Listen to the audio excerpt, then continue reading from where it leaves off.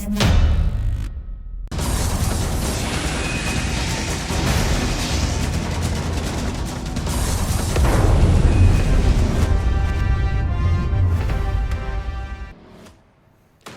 स्वीकार कीजिए ब्रजेश मिश्रा का और आप देखना शुरू कर चुके हैं द डिबेट।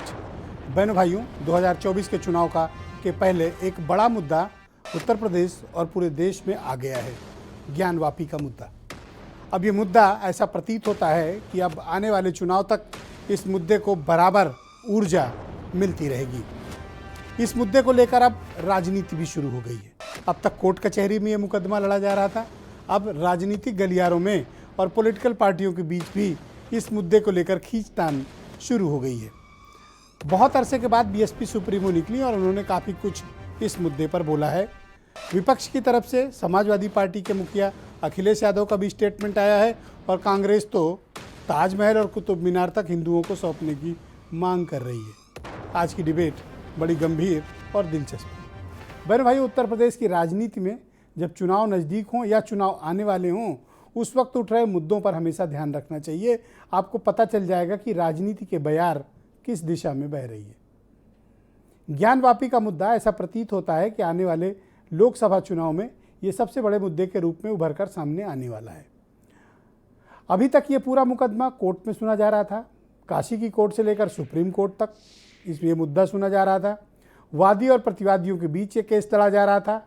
उसके बाद इसमें धार्मिक संगठनों की एंट्री होती है और फाइनली अब इसमें राजनीतिक दलों की बड़ी एंट्री हो गई है।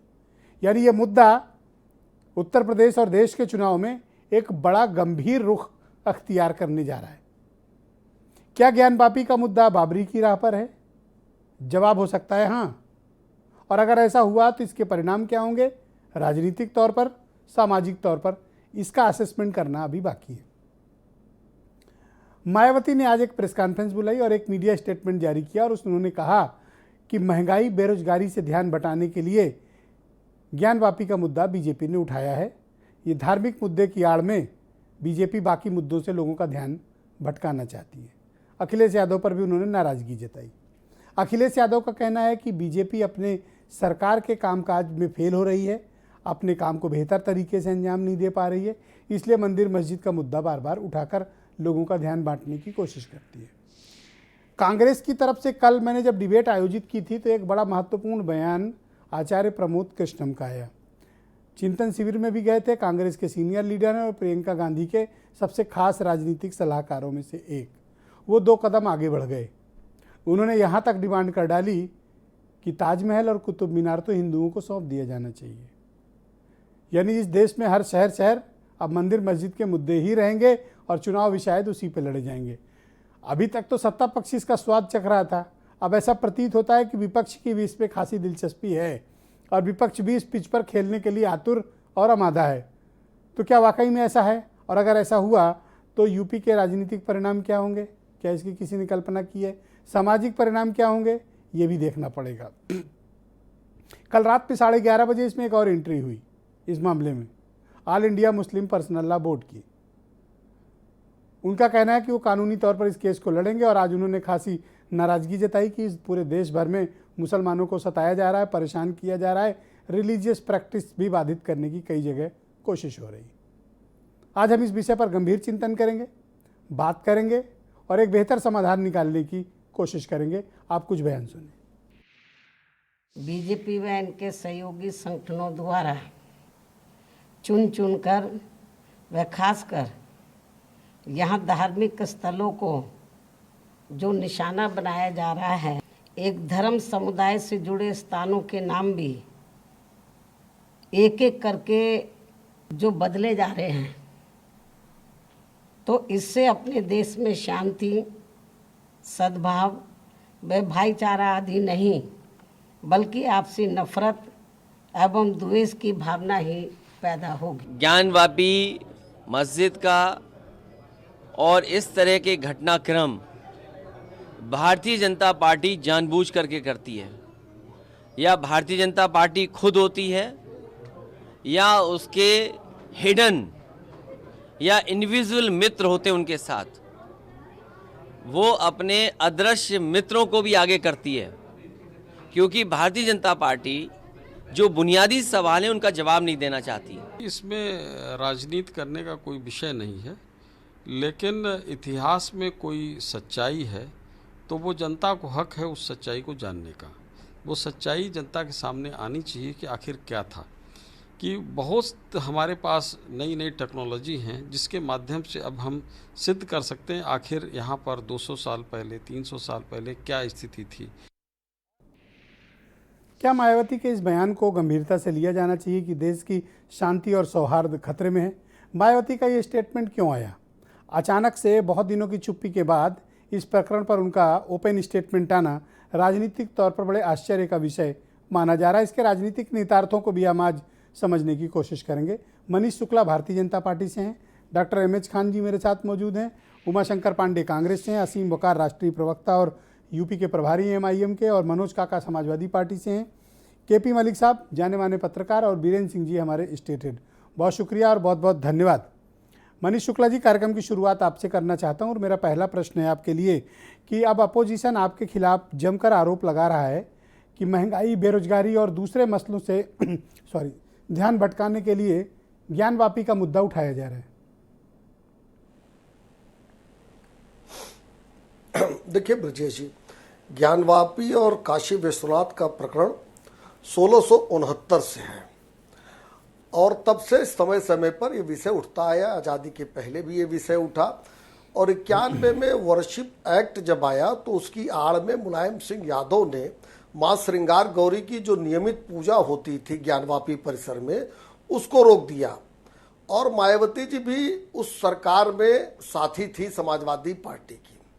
तो उस समय जो उन्होंने पाप किया था आज वो उभर कर सामने आ रहा है। बाद में न्यायालय जाने पर न्यायालय ने वासंतिक नवरात्र की चतुर्थी तिथि में एक दिन मां श्रृंगार गौरी की पूजा अर्चना की अनुमति दे दिया। नहीं, उस समय भी जब मुलायम सिंह और मायावती की सरकार थी तो भी न्यायालय ने ये तो माना ही कि वहां हिंदुओं की पूजा का अधिकार है। देखिए 5 महिलाएं कोर्ट गई, कोर्ट जाने के बाद ये प्रकरण सामने आया। सारा प्रकरण न्यायालय की सुनवाई के आधार पर आगे बढ़ रहा है। जो मुस्लिम पक्ष है वो हाई कोर्ट गया, सुप्रीम कोर्ट गया, लेकिन दोनों जगहों से उसको कोई रिलीफ नहीं मिली। और जहां शिवलिंग होने के प्रमाण मिल रहे हैं मीडिया रिपोर्ट्स के आधार पर ही हम लोगों ने देखा है, उस स्थान को सील करने का आदेश निचली अदालत ने दिया था, उसको सुप्रीम कोर्ट ने कंटिन्यू किया है। तो ब्रजेश जी, मेरा सवाल है मुलायम से, अखिलेश यादव जी से भी, मायावती जी से भी, तमाम पॉलिटिकल पार्टी के नेताओं से, ऐसे व्यक्ति जो लोग कोर्ट गए थे उनको रोकने का काम भारतीय जनता पार्टी करे सरकार होने के नाते से। जो काम इन लोगों ने किया कि बहुसंख्यकों की आस्था का जहां जहां जब जब सवाल आया तो ये दूसरी तरफ खड़े नजर आए, वही काम भारतीय जनता पार्टी भी करे। आखिर इस देश का संविधान और कानून सबको अधिकार देता है कि अगर वो कोई चीज जानना चाहता है, कोई उसका धार्मिक अधिकार है, कोर्ट जा सकता है। अब कोर्ट को निर्णय लेना है और भारतीय जनता पार्टी संविधान और कानून को मानने वाली पार्टी है। जो भी निर्णय माननीय न्यायालय लेगा उसके साथ हम खड़े होंगे। हम तो ये भी नहीं कह रहे कि वो अभी दे दीजिए, लेकिन अगला पक्ष तो कह रहा मस्जिद थी, है, रहेगी, बाबरी मस्जिद तो भारतीय जनता पार्टी का क्या मत है इस तरह से न्यायालय का उपहास, संविधान का उपहास? ज्ञानवापी के भीतर जो कुछ भी मिला वो शिवलिंग है या फिर फव्वारा? आपकी स्पष्ट राय क्या है? बस दो लाइन में मैं कहूंगा। एक तो ज्ञानवापी और विश्वनाथ मंदिर का जो प्रकरण है वो अयोध्या की तरह क्रिटिकल नहीं है, न उलझा हुआ है। जो आदेश औरंगजेब ने काशी विश्वनाथ को तोड़ने के लिए दिया था वो आदेश आज भी एशियाटिक लाइब्रेरी कोलकाता में उपलब्ध है। जिसको कंफ्यूजन उसको पढ़े कि 16 अप्रैल को क्या आदेश औरंगजेब ने दिया था 1669 में। दूसरी बात जी, इसके बावजूद चूंकि बहुसंख्यक धर्म भारतीय जनता पार्टी ये कानून और संविधान को मानने वाली है, इसलिए इस विश्व विदित सत्य को भी हम कोर्ट के माध्यम से जानना चाहते हैं कि कोर्ट की क्या राय है। वो सर्वे, वीडियोग्राफी और तथ्यों को जांच कर जो भी निर्णय लेगी हम उसके साथ खड़े हैं।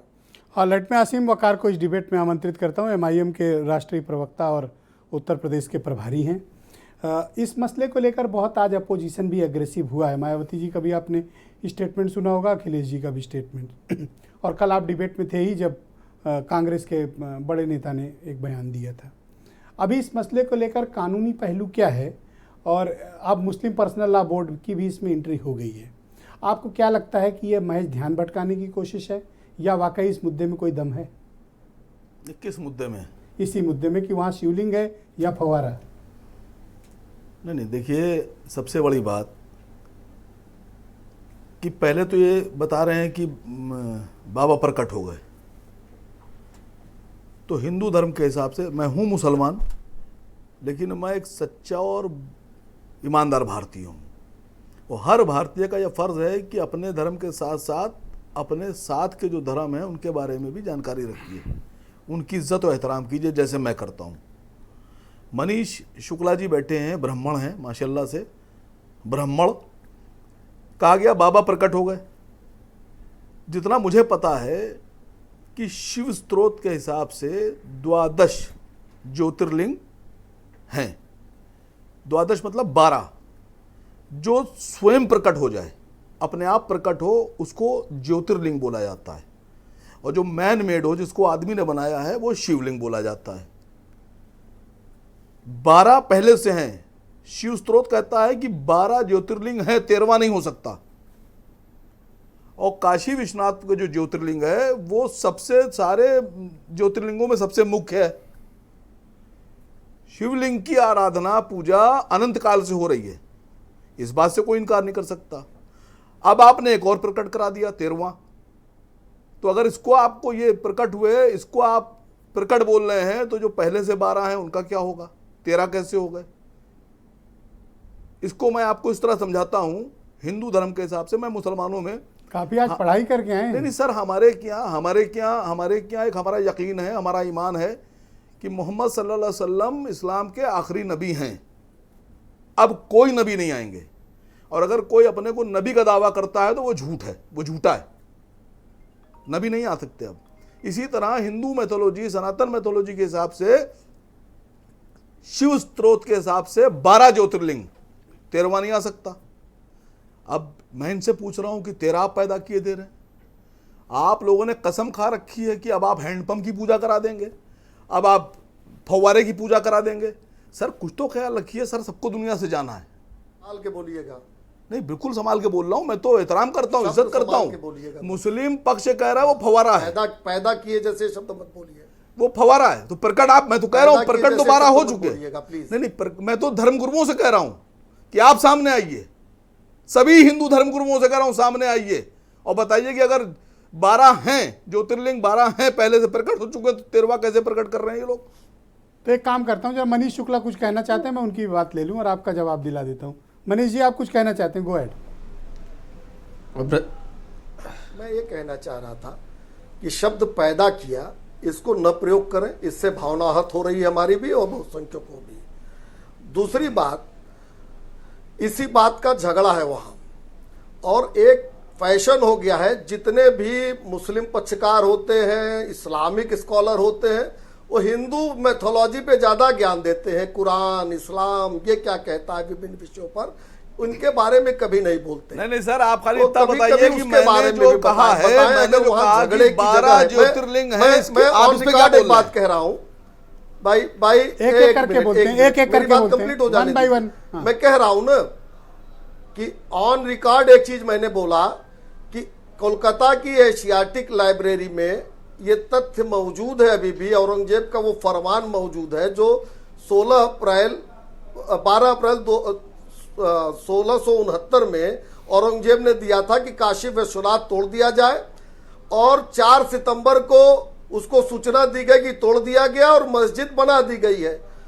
तो ऐसे स्थान पे नमाज अदा करना जायज है कि नहीं? थोड़ा इस्लाम के बारे में, कुरान के बारे में भी सुन ले आसिम वकार से। हिंदू मैथोलॉजी तो बता रहे हैं ऐसे स्थान पर नमाज अदा करना उचित है, रोजा करना, वो रोजा आपको फलेगा, ऐसा उचित है कि नहीं? ये जरा भी आज बता दीजिए थोड़ा इस्लाम और मैं कुरान की मनोज काका जानकारी को भी हमको आमंत्रित जानना करता हूँ, है। फिर मैं असीम वकार के आपकी बाकी प्रतिक्रिया भी लूंगा, तब तक आप अपनी तैयारी कर लीजिए। असीम वकार, मनोज काका, आपकी पार्टी के अध्यक्ष ने कहा कि ये मुद्दों से ध्यान भटकाने की कोशिश है, आपको ऐसा क्यों लगता है? देखिए, हमारे जो पार्टी के अध्यक्ष ने जो बात कही है उसके संबंध में आपको तमाम तरह के तर्क दिख रहे हैं। आज आप जब बात कर रहे हैं तो देश में जो महंगाई है वो 24 सालों में अपने चरम पर है। जो मुद्रास्फीति की जो स्थिति है वो 9 पॉइंट के ऊपर है। आज हम आप जब बात कर रहे हैं तो भी 16 पैसे आज रुपया गिर करके डॉलर के मुकाबले रुपया 77.60 पे टिका है। तो जो प्रधानमंत्री जी इस देश में अपने मुख्यमंत्रित्व काल में ये कहा करते थे कि रुपया का गिरना रुपये का गिरना ही नहीं होता है, उस देश की गरिमा गिरती है। तो अब ये देश जानना चाह रहा है कि अब तो रुपया रोज टूट रहा है, और पूरे दुनिया भर के जब आप अर्थव्यवस्था का अध्ययन करेंगे तो ये पाएंगे कि भारतीय रुपये की जो क्रय शक्ति है वो सबसे ज्यादा खराब और बदहाल हालत में है। तो अब देश ये जानना चाह रहा है कि अब देश की गरिमा गिरना चाह रही कि नहीं चाह रही है। और जहां ये कहा गया कि मां गंगा ने बुलाया है, वही मां गंगा के तट पर भगवान भोलेनाथ हैं, देवाधिदेव हैं। अब मां गंगा का अगर भला आप देखें, अगर आप उसका अध्ययन करें, वहीं 80 घाट पर एसटीपी प्लांट बना हुआ है। और मैं समझता हूं कि आपके पत्रकारों ने भी आप तक जरूर वीडियो भेजी होगी।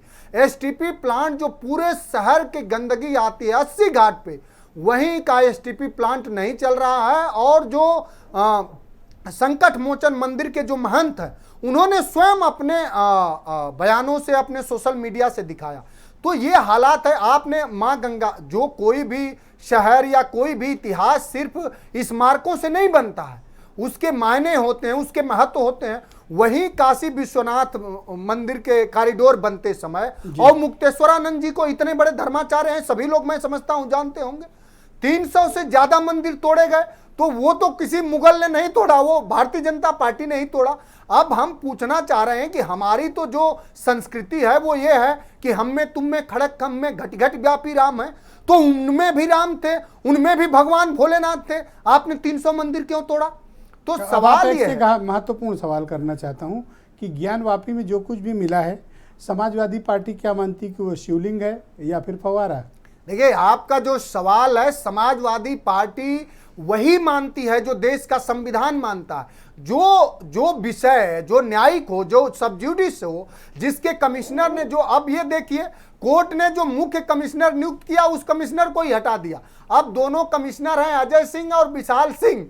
अब मैं समझता हूं कि इस पर भी सवाल क्या खड़ा किया, जो न्याय का जो विषय हो और जो न्यायिक सबजुडिस हो। तो जब उन्होंने रिपोर्ट जब सबमिट करें, जब न्यायालय कोई निर्णय की स्थिति में आए, चूंकि ये न्यायिक मंच तो है नहीं, और कोई विषय जो न्यायालय के संज्ञान में हो उस पर समाजवादी आपका दृष्टिकोण पूछा था। अरे दृष्टिकोण स्पष्ट है, जो न्यायालय का हो, जो संविधान का हो। हमारा दृष्टिकोण यही है जो संविधान के प्रस्तावना में है कि ये देश धर्मनिरपेक्ष है। सुना नहीं? मैं खत्म कर रहा हूं। नेताजी को पापी कहा उन्होंने, आपको नहीं सुनाई दिया?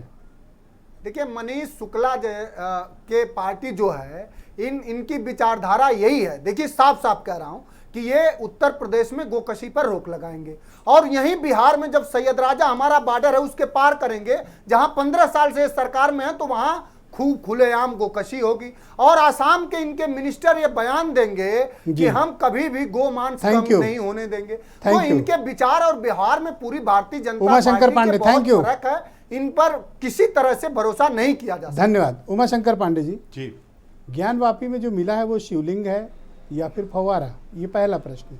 दूसरा, आपकी पार्टी के एक बड़े नेता का मत है कि ताजमहल और कुतुब मीनार हिंदुओं को सौंप दिया जाए। देखिए ब्रजेश जी, वो शिवलिंग है या फव्वारा है ये तय करने दीजिए कोर्ट को। तमाम मसले हैं हिंदुस्तान के जहां पर भारतीय जनता पार्टी, आरएसएस के लोग चाहते हैं आग लगे।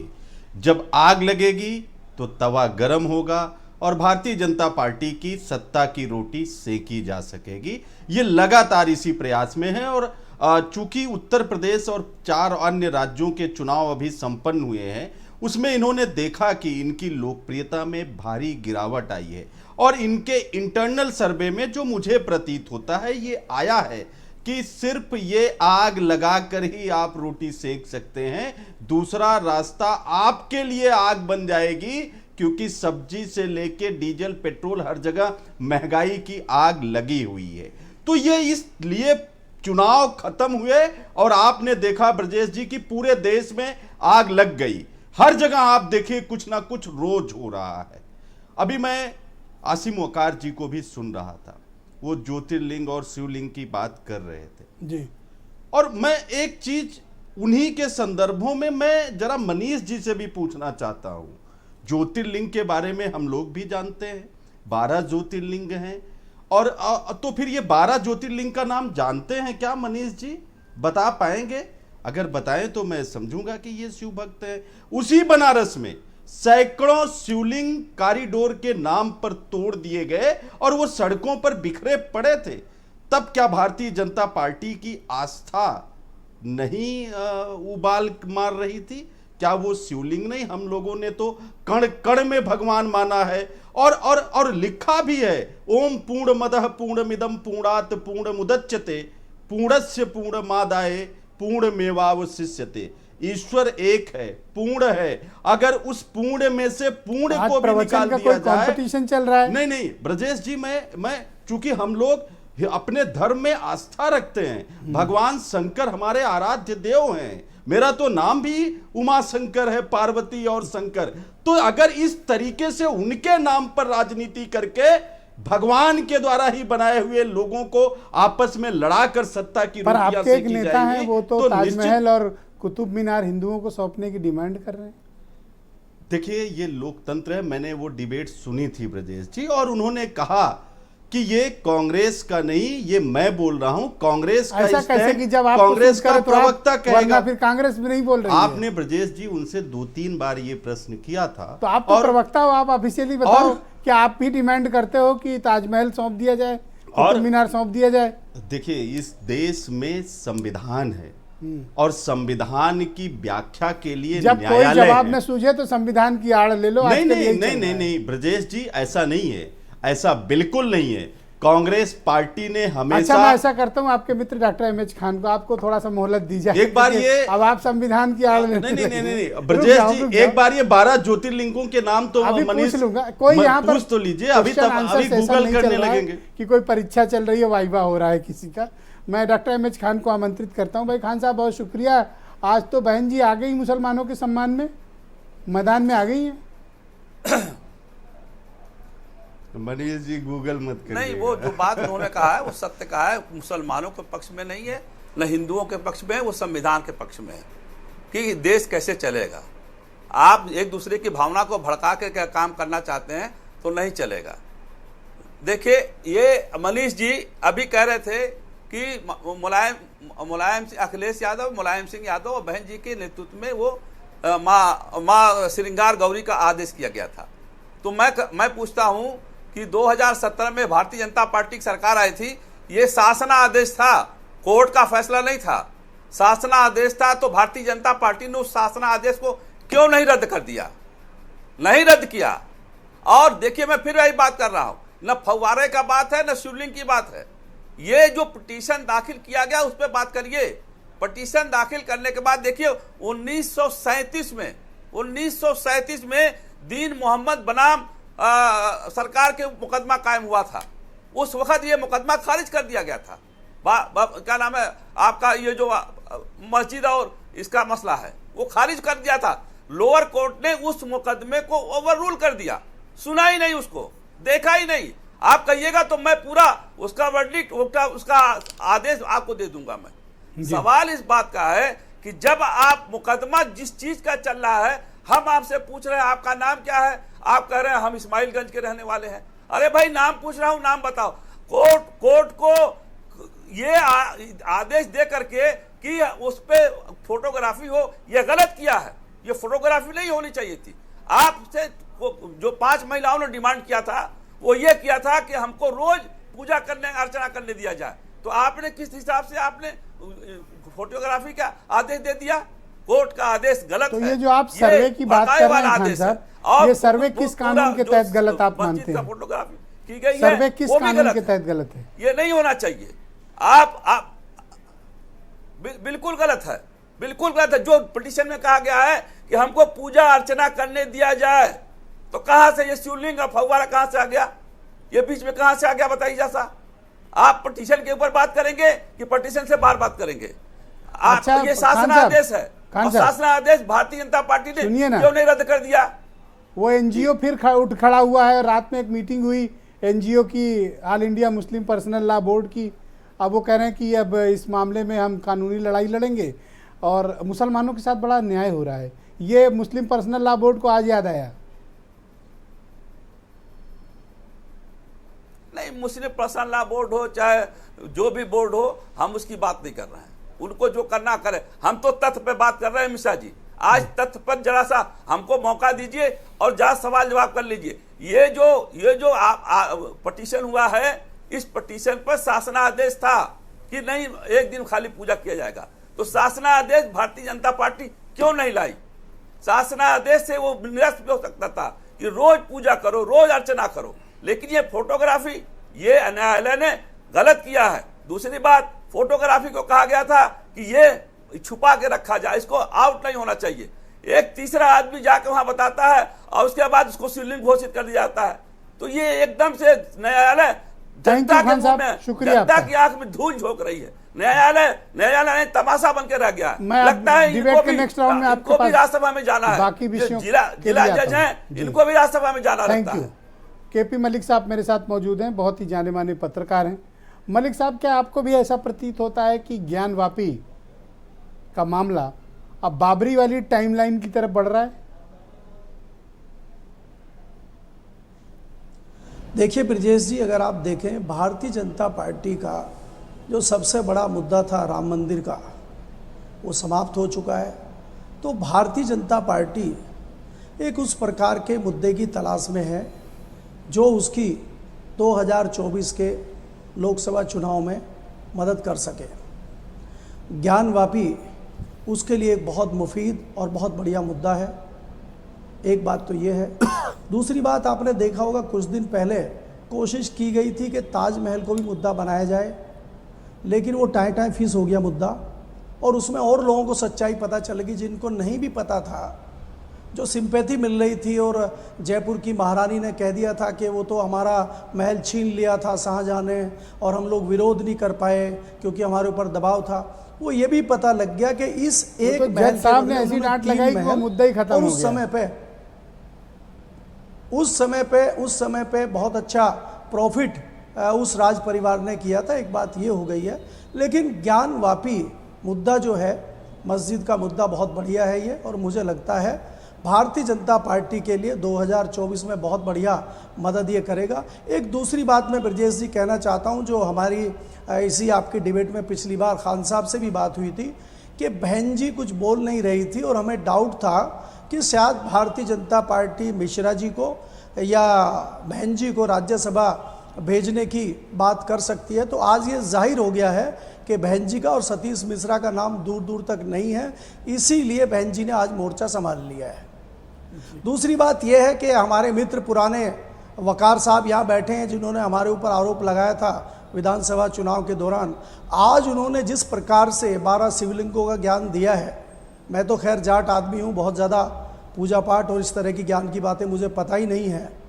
और यहाँ शायद शुक्ला जी बैठे हैं, उनको भी 12 शिवलिंग का सवाल कांग्रेस के प्रवक्ता ने पूछा है, उनको भी नहीं पता होगा 12 शिवलिंग कहाँ है। हो सकता है मनीष जी शायद आप जानते हों, लेकिन वकार साहब को सब पता है। तो ये जो चर्चाएं, राजनीतिक चर्चा है, ये चलेंगी, इन्हीं पे चुनाव होंगे। आज आप मुझे बताइए, गेहूं का देश में आने वाले समय में अकाल पड़ने जा रहा है, क्या इस पे कोई सियासी दल या सरकार चिंतित है? क्या आपने 4 दिन पहले इस पे बैन लगाया है एक्सपोर्ट पे, आपको क्या याद आ गई है? क्या इसको लेकर हम कोई चर्चा कहीं कर रहे हैं क्या? तो मुझे लगता है कि ये इस प्रकार के मुद्दे हैं, चाहे वो ज्ञानवापी का मुद्दा हो, चाहे ताजमहल का मुद्दा हो, और ये अभी आएंगे, ये अभी शुरुआत है।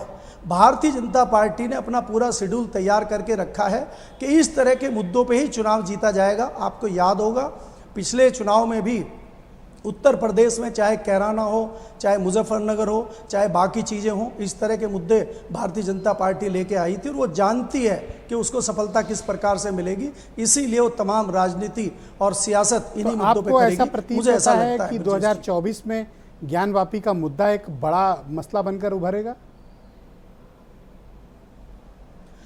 देखिए ब्रजेश जी, जैसा कि मैंने पहले कहा, अयोध्या का मुद्दा कई दशकों तक उत्तर प्रदेश में भाजपा के लिए बहुत मुफीद मुद्दा रहा है और भारतीय जनता पार्टी को उससे बड़ा फायदा हुआ है। तो मुझे लगता है कि काशी विश्वनाथ जिस तरह से हिंदुओं के दिल में समाता है और दिल से लोग इसको चाहते हैं, तो ज्ञानवापी का जो मुद्दा है वो हिंदुओं में एक बड़ा मुद्दा भारतीय जनता पार्टी और दूसरे लोगों के लिए बनेगा और भारतीय जनता पार्टी को इसको एक बहुत बड़ा फायदा मिलेगा, मुझे ऐसा लगता है। ओके, वीरेंद्र सिंह जी भी हमें इस डिबेट में ज्वाइन कर चुके हैं। वीरेंद्र जी, आज तो मैंने देखा कि विपक्ष भी इस पूरे मुद्दे पर राजनीतिक तौर पर कूद आया। पहले तो ये वादी प्रतिवादियों के बीच चल रहा था, फिर धार्मिक संगठन आए, अब राजनीतिक दल भी आ गए हैं। मायावती भी खुला इल्ज़ाम लगा रही हैं, अखिलेश यादव भी बोल रहे हैं, कांग्रेस भी बोल रही है। तो आपको भी क्या लगता है कि ज्ञानवापी का मुद्दा बाबरी वाली टाइमलाइन की तरफ बढ़ रहा है? बिल्कुल, देखिए, चूंकि हमारे देश में धर्म और जाति के आधार पर सियासत चलती रही है, लेकिन धर्म की सियासत में एक फ़ायदा ये है कि ये जातीय बंधन को तोड़ देती है और लोग जाति भूलकर धर्म के नाम पर वोट दे देते हैं। तो धर्म की राजनीति के बड़े फ़ायदे हैं और इस समय माहौल भी एकदम अनुकूल है। देश में बीजेपी को उसका फ़ायदा भी मिल रहा है। उत्तर प्रदेश में वो चुनाव जीत कर गए हैं, 2024 में फिर लोकसभा जीतने की तैयारी में हैं। 75+ उनका नारा है। लेकिन सबसे बड़ी बात यह है कि जो संपूर्ण विपक्ष है वो कहाँ जाए, क्योंकि पूरे हिंदुत्व की राजनीति अकेले बीजेपी ने थाम ली है। और अगर विपक्ष की राजनीति में जाएंगे आप तो वहाँ पर मुस्लिम वोट बैंक कितने लोगों में बटे। एक के पास मुस्लिम दलित हो सकता है, एक के साथ मुस्लिम यादव जा सकता है, एक के साथ खाली मुस्लिम है, वकार साहब जो बैठे हैं। तो मुसलमान कितनी जगह बटे और विपक्ष की पार्टियों का वो कितना पेट भरे कि वो सत्ता से लड़ के जीत के सरकार बना सकें। अब 80 में पूरा मामला अगर 80 बीजेपी के साथ चला जा रहा है तो ये ज्ञानवापी, अयोध्या, मथुरा, ये सब और तेजी से चलते रहेंगे। देखिए, हम लोग देखते हैं कि बीजेपी जीत रही है, धर्म के नाम पे जीत रही है, कुछ राशन के नाम पे जीत रही है, सरकारी योजनाओं के नाम पर जीत रही है। वोट उसको जितना विपक्ष का बढ़ता है उतना बीजेपी को फायदा होता है। ये एक दौर आ गया है जिसने धर्म ने जातियों को पीछे छोड़ दिया है, जातियों पर हावी हो गया है और विपक्ष के सामने ज़्यादा कोई रास्ता नहीं बचा है। लेकिन ब्रजेश जी, जब तक मुसलमान है इस देश में तब तक एक अनार 100 बीमार वाली कहावत चलती रहेगी, क्योंकि उसका एक बहुत बड़ा वोट बैंक विपक्ष की दरकार है। हालांकि बीजेपी भी देर सवेर चाहेगी कि मुस्लिम उसको वोट करें, इसके लिए वो मंत्री बनाती रहती है और वो अब ये नहीं कहती कि हमें मुसलमान का वोट नहीं चाहिए। अब वो कहीं नहीं बोलती, बस खाली वो धर्म की बात करती है। तो हो सकता है एक बड़ी संख्या में कुछ मुस्लिम मतदाताओं को रिझाने के लिए 3 तलाक का भी मुद्दा आया था, उसका भी बीजेपी ने कुछ लाभ लिया। आप देखिए कि जिस शिव की काशी पर आज चर्चा हो रही है, शिव को सृष्टि का रचयिता माना गया, वो विध्वंस भी कर सकते हैं। वो दार्शनिक हैं, वो फक्कड़ हैं, वो भोले हैं, वो रुद्र हैं, वो अंतिम सत्य हैं, यानी कि मृत्यु भी वही है। लेकिन आज इस धरती और दुनिया पर उनसे बड़ा कोई देवता नहीं है, भगवान नहीं है, फिर भी उनके मंदिर के नाम पर कितनी हील हुज्जत चल रही है, कितना संघर्ष करना पड़ रहा है। आप देखिए कि दुनिया में जितने धर्मों का प्रसार हुआ सब मोहब्बत से हुआ कि ज़बरदस्ती हुआ। ज़बरदस्ती से डर दिखाकर भय पैदा करके धर्म का प्रसार कभी नहीं हुआ। लेकिन समस्या इस बात की है कि हम एक संवैधानिक और लोकतांत्रिक देश में रहते हैं जहां सभी धर्मों का सम्मान होता है। हम एक आज़ाद देश में हैं जो संविधान से चलता है, लोकतंत्र कहलाता है। सत्ता प्रायोजित किसी भी धर्म को बढ़ावा देने से रोकता है। लेकिन समस्या इस बात की है कि ये बातें क्या किताबी हैं या इनको हम सामाजिक जीवन में कहीं पर उपयोग होते देखते हैं। हम आप समाज के उस व्यवस्था में हैं जहां मुसलमान एक सच्चाई है। इस देश में 25-30 करोड़ मुसलमान होगा इस देश में। हम उसको कैसे अलग कर सकते हैं? उसके धर्म को, उसके तौर तरीकों को, त्योहारों को कैसे अलग कर सकते हैं? ब्रजेश जी, जैसे मच्छर है, मच्छर भी आज तक हम नहीं उसको भगा पाए। मच्छर तो हमारा साथी एक तरह से, हमको काटता है, हमारा खून भी चूसता है, हमें बीमार भी कर देता है, लेकिन देखो हम मच्छर को आज तक नहीं भगा पाए, हटा पाए। तो इस मुसलमान तो बहुत बड़ी चीज़ है इस देश में, हम क्या उसको निकाल पाएंगे, हटा पाएंगे?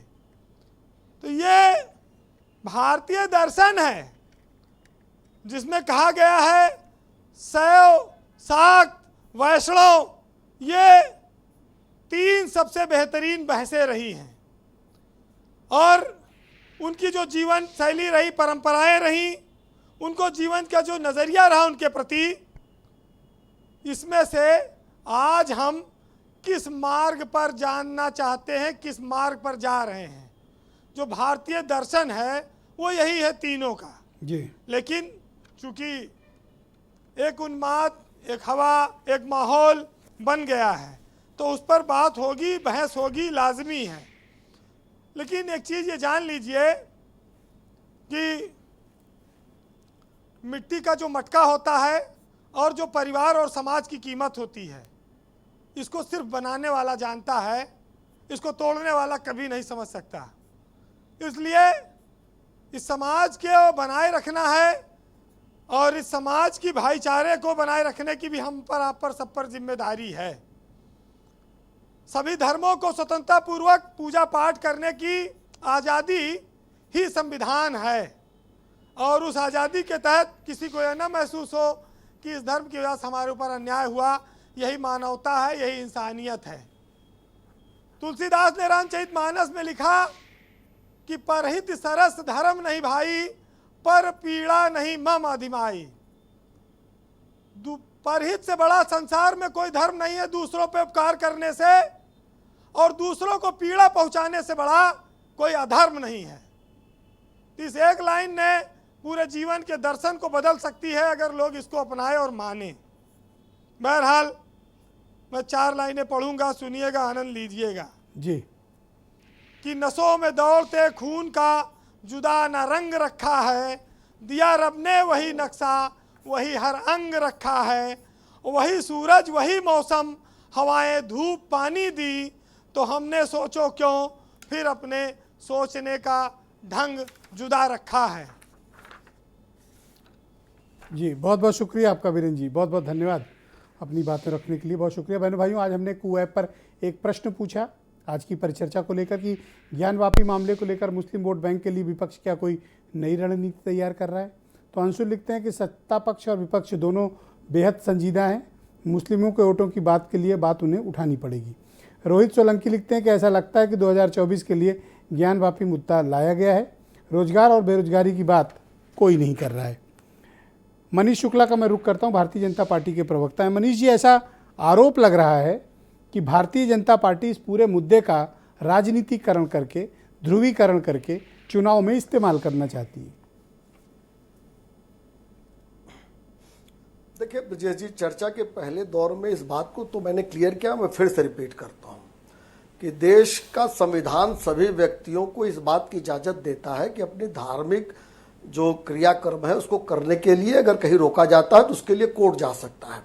और भारतीय जनता पार्टी या सरकार का ये काम नहीं है कि ऐसे लोगों को अपने संवैधानिक अधिकार को प्राप्त करने के लिए कोर्ट में जाने से रोका जाए। देखिए, दरअसल ये लड़ाई हिंदू और मुसलमान की नहीं है, ये लड़ाई है भारतीयता बनाम मुगलों की, भारतीयता बनाम उन विदेशी आक्रांताओं की जिन्होंने भारत में आके खून खराबा किया, मंदिरों को तोड़ा, जो हृदय स्थल थे हिंदुओं के, वहां उन्होंने इस तरह की परिस्थिति पैदा की जिससे उनका स्वाभिमान चूर चूर हो जाए और बड़ी मात्रा में कन्वर्जन किया ये तो लड़ाई उन मुसलमानों के भी हम लोग लड़ रहे हैं जिनके पूर्वज कभी न कभी नाक्रांताओं से पीड़ित होकर कन्वर्टेड हुए थे। तो हमको लगता है कि इसको इसी रूप में देखा जाना चाहिए। जो लोग इस पाले में खड़े हैं वो भारतीयता के पक्ष में है और जो लोग उधर खड़े हैं वकार साहब के तो एक नेता अभी औरंगजेब के मजार पे जाके फातिया पढ़ ही आए हैं, जाके सजदा कर ही आए हैं। तो ये तो क्लियर कट है। और मैं फिर से कहूंगा, ये हमारा काम नहीं है कि कोई व्यक्ति या व्यक्तियों का समूह अदालत में जाके अपनी धार्मिक आज़ादी की लड़ाई लड़ रहा है तो भारतीय जनता पार्टी या सरकार उसको रोकने जाएगी। और अभी खान साहब ने कहा कि एक जियो था, ये तो माना नहीं इन्होंने कि मुलायम सिंह यादव और मायावती ने एक जियो के माध्यम से जिस मां श्रृंगार गौरी की नियमित पूजा अर्चना होती थी उसको वर्ष में एक बार कर दिया। तो ये पाप किसने किया? वो हमसे पूछ के उन्होंने किया था उस समय। और प्लेसेस ऑफ वर्शिप एक्ट का विरोध उस समय तत्कालीन राज्यसभा लोकसभा में भारतीय जनता पार्टी ने किया था। क्यों हमारा मानना है खान साहब आता हूं, 1 मिनट आपके पास आऊंगा, टाइम दूंगा, 1 बाय 1 खान साहब मैं टाइम दूंगा आपको। कोई भी एक्ट ये सुविधा नहीं प्रदान कर सकता।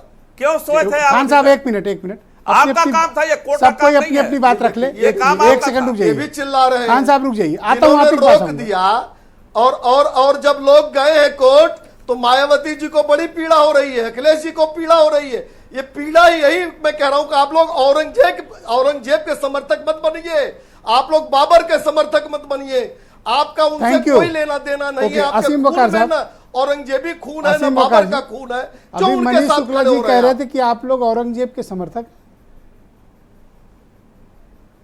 देखिए, हमारे नेता जनाब अकबरुद्दीन ओवैसी साहब औरंगाबाद गए थे और औरंगाबाद में औरंगजेब रहमतुल्लाह अलैह की कब्र है तो वहाँ गए थे फातिया पढ़ने।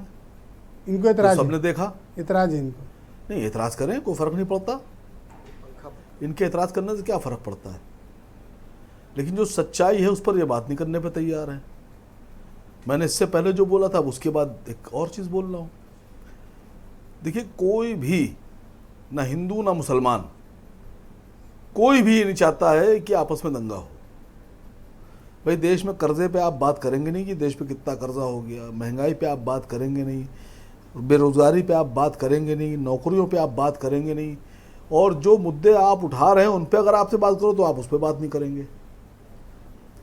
माननीय सांसद, आदरणीय रिस्पेक्टेड सांसद भारतीय जनता पार्टी की दिया कुमारी जी, उन्होंने कहा कि उनके पास पेपर हैं ताजमहल के। मैंने कहा होंगे। पेपर से पहले एक बार रिश्तेदारी तो बता दें एक बार मुगलों से। आसिम वकार तो सैयद है, हमारी तो रिश्तेदारी मुगलों से है नहीं, हमारे खानदान में कोई मुगल नहीं। लेकिन एक बार आप अपने सांसद से कहिए, बीजेपी के सांसद जी से कहिए, रिश्तेदारी तो बताएं कि अकबर की जो वाइफ थी कृष्णावती जी यानी मरियम उज़ ज़मानी, वो सांसद जी की कौन थी? मान सिंह जी की जो बड़ी बेटी थी उनकी शादी जहांगीर, शहंशाह जहांगीर से हुई थी, उनकी रिश्तेदारी बताइए। आप गालियां दुबा करें आप सबको के ऐसी चर्चा कर रहे हैं कि हिंदुओं को ये लगे कि मुगलों ने जो अत्याचार किया था, ऐसे किसी खानदान से आप लोग भी ताल्लुक रखते रहे होंगे। सर बात तो सुनिए सर प्लीज सर।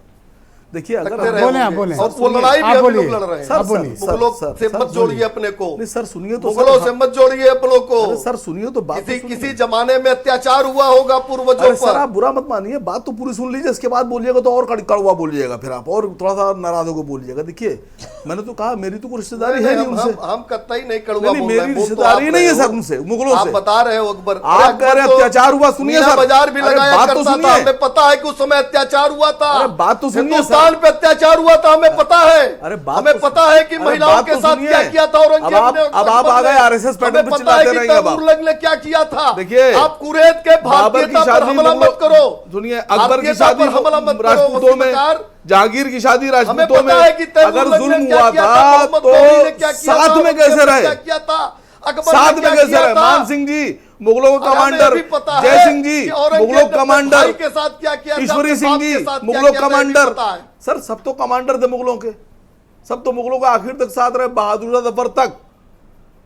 अरे जो खानदान था वो सब साथी रहा इनका, किसी ने विरोधी नहीं किया। बहुत लोग महाराणा प्रताप के खिलाफ जो युद्ध हुआ, सुनिए सर, अरे बात तो सुनिए, आप कह रहे हैं खिलाफ थे, हिंदुस्तान के उस आप कह रहे हैं कि जुल्म किया, खड़े मिलोगे। और महाराणा प्रताप के खिलाफ जो हल्दी घाटी का जंग हुई उसमें मान सिंह जी ने मुगलों की तरफ से कमांडरी की। आपका इतिहास एक आप बता रहे हैं जुल्म हुआ और आप हमसे कह रहे हैं कि हम मुगलों की औलाद हैं। आपके पूर्वज हो सकता और जो मुगलों की औलाद है उनसे आप सवाल नहीं पूछ रहे, और हमको आप बता रहे हैं मुगलों की औलाद हैं, और जो मुगलों की औलाद है उनसे आप सवाल नहीं पूछ रहे हैं। महाराणा प्रताप के खिलाफ मुगलों की फौज के कमांडर मान सिंह जी थे, तो कहा कि जी, और गुनहगार हम हो गए साहब, हमने तो कहा गुनहगार हम हो गए। क्या कमाल करते हैं मनीष भाई, न जाने किन स्थितियों में किसके साथ क्या अत्याचार वो आक्रांताओं ने, उन लुटेरों ने, उन हत्यारों ने किया होगा।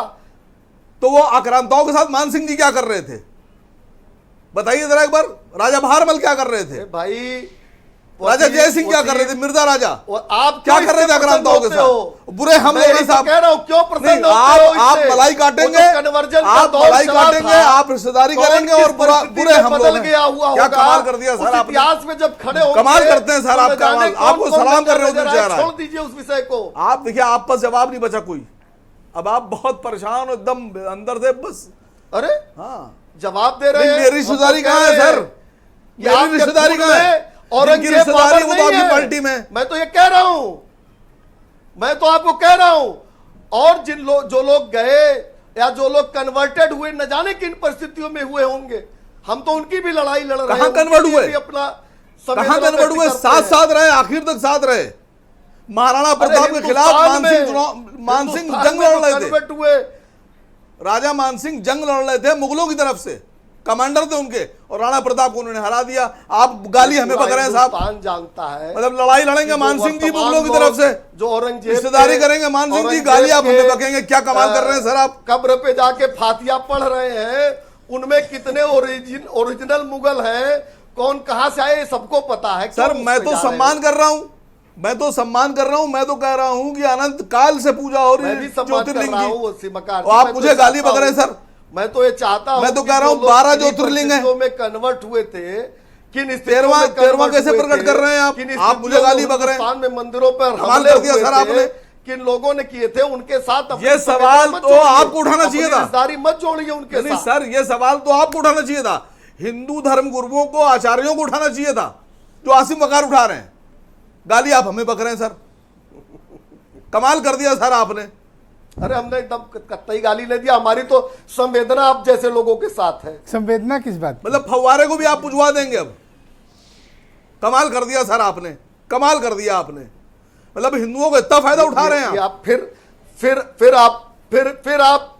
फिर आप आस्था पे चोट कर रहे हो। कहां कर रहे हैं सर, आस्था पे चोट कर रहे हो, ये मत करिए। नहीं कहां कर रहा हूं, मैं तो सम्मान कर रहा हूं। समाचार से भी निवेदन है। नहीं सर मैं सम्मान कर रहा हूं, भारत समाचार से भी निवेदन है। ब्रजेश भाई एक बात समझिएगा, एक एक करके बोलिए। एक बात बताऊं, सम्मान होना चाहिए जब तक कोई आदेश ना आ जाए। बहुत अहम, बाबरी मस्जिद के मामले में हिंदू पक्ष ने कहा कि रामलला प्रकट हो गए, जज साहब ने मान भी लिया, 1949 में मान लिया जज साहब ने, पढ़े लिखे जज साहब ने। अब वो प्रकरण खत्म करिए। अरे सुनिए तो बात तो सुनिए, 70 साल के बाद उन्हीं की कैटेगरी के जज कह रहे हैं कि नहीं, दुहाई देंगे, मानेंगे नहीं, प्रकट नहीं, नेता नहीं मान रहे आज तक। हिंदू पक्ष ने कहा मंदिर तोड़ के बाबरी मस्जिद दुहाई देंगे। थैंक यू असीम वकार जी, आज काफी टाइम आप लोगों ने जज साहब ने माना ही नहीं, हमारे बाकी मेहमान भी प्रतीक्षा रहते हैं, मंदिर बहुत शुक्रिया आपका, धन्यवाद। ये सर इनकी बात कैसे मान ले हम। ओके मनोज काका जी, आपकी पार्टी को क्यों लगता है कि इस मामले का सांप्रदायिकरण हो रहा है या इसका राजनीतिकरण हो रहा है? देखिए हमारी पार्टी को लगता नहीं, हमारी पार्टी को ही नहीं, इस देश के 124 करोड़ लोगों को लग रहा है।